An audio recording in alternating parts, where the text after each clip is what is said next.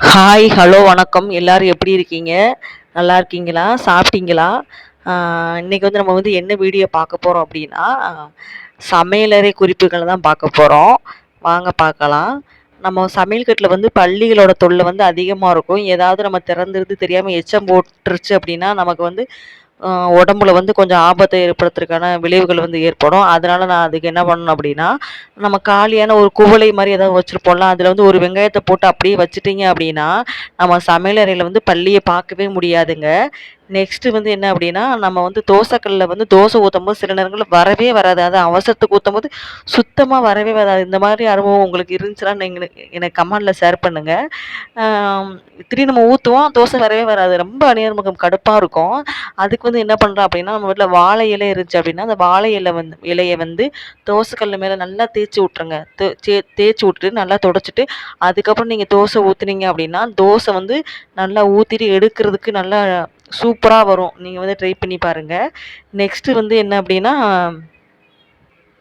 நம்ம வந்து ஸ்நாக்ஸ் இதெல்லாம் வாங்கி வந்து ஒரு ஒரு பாக்ஸில, ஒரு பக்கெட்ல அது மாரி போட்டு வச்சிருப்போம்.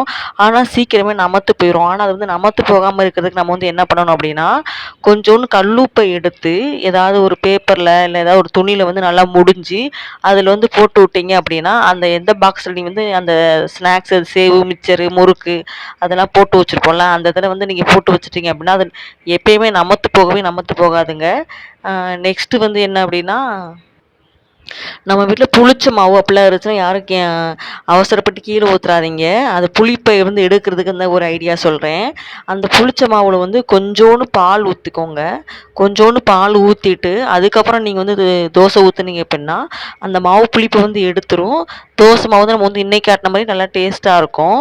நெக்ஸ்ட்டு வந்து நம்ம வந்து பூரி செய்வோம். பூரி செய்யும்போது, அந்த பூரி மாவுல வந்து கொஞ்சோண்டு நீங்க வந்து தேங்காய் பூ சேர்த்து பூரி செஞ்சீங்க அப்படின்னா, பூரி ரொம்ப சுவையா நல்லா கொஞ்சம் நல்லா இனிப்பு டேஸ்ட் நல்லா டேஸ்ட்டா இருக்கும்.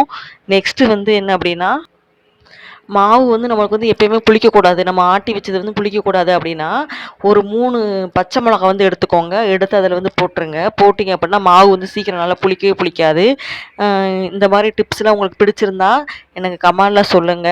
அ அ இந்த வீடியோ பிடிச்சிருந்தா லைக் பண்ணுங்க, ஷேர் பண்ணுங்க, சப்ஸ்கிரைப் பண்ணுங்க. பாய்.